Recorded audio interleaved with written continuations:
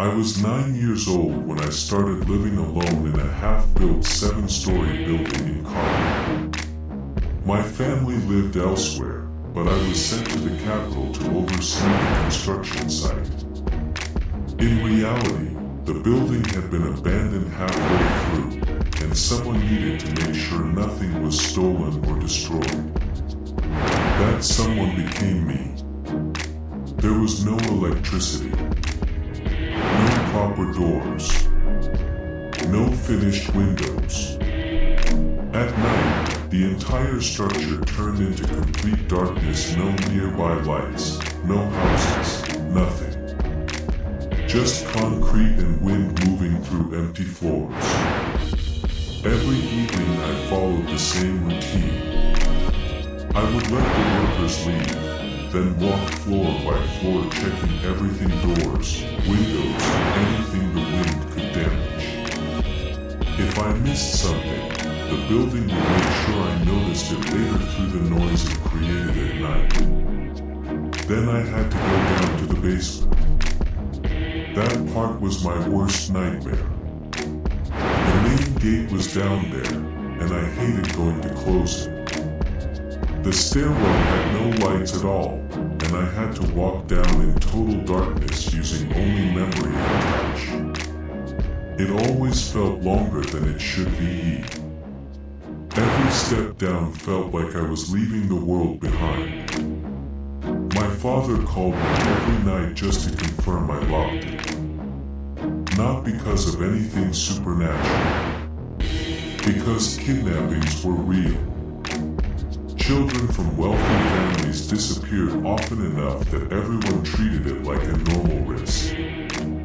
So I learned early: act poor, stay quiet, don't draw attention. But I was still 9. And I was alone in a building that wasn't finished, miles away from anyone. At night, I slept on a thin mattress on the top floor. Sometimes I would wake up between 2 and 3 a.m. and find myself already moving, walking through unfinished hallways or standing in rooms I don't remember entering. No memory of how I got there. Just the feeling that something was aware of me when I was awake like that. At first, I thought it wasn't real.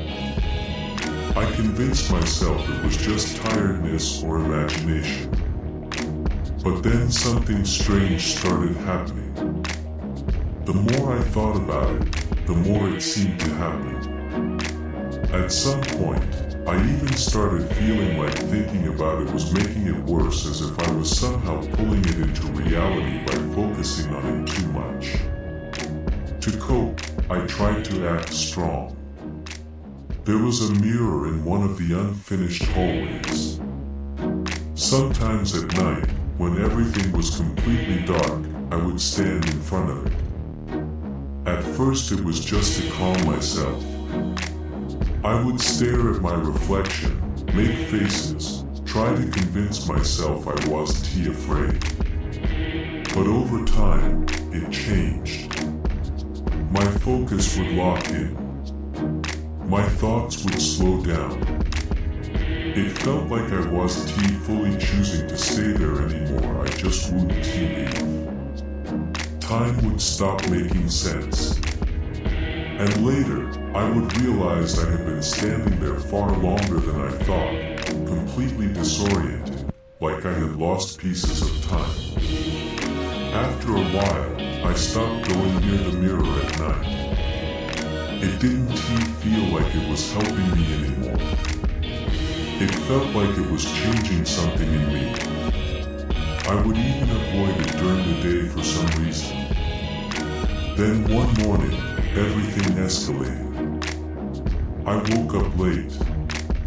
My body felt heavy, like I hadn't slept properly in days. My feet were completely numb. When I pulled the blanket off, I saw blood. Not a small amount. It was everywhere. On the mattress. My clothes. My hands. My face. first I didn't understand what I was looking at. I just sat there trying to process it. My hands had small cuts. My feet hurt when I stood. Nothing serious enough to explain what I was seeing. But there was blood in places I don't remember going. I followed it downstairs. Drops on the stairs. Smears on the walls. Marks through unfinished floors like I had been walking injured without noticing. The worst was the 4th floor. The center room had the most blood.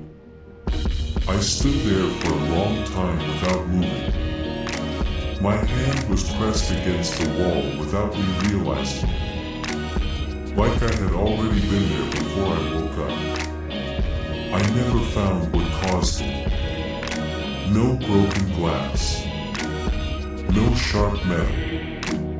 Nothing that made sense. Just blood across a building I was alone in. Didn't he go to school that day? I cleaned what I could before the workers arrived. I didn't want anyone reporting it to my father. I didn't know how I would explain it. Plus, I had abusive parents at some point. I told one of my classmates who was also my friend. I expected him to brush it off or tell me it was nothing. Instead, he got genuinely scared. His reaction made everything worse for me. Because instead of feeling reassured, I started thinking, if even he thinks this is wrong, then something is actually wrong. After that, it didn't stop. I started waking up more often at night. Same hours. Same feeling. And always the same certainty. I was not alone in that building. Especially near that 4th floor room. Even during the day, I avoided it. At night, I started tying a thin string around my toe before sleeping so I would wake up if I moved too much. It worked sometimes, but not always. Because the worst part was never what I could see. It was the feeling I had when I woke up in the middle of the night that something else was also moving through the building. And it knew exactly where I was.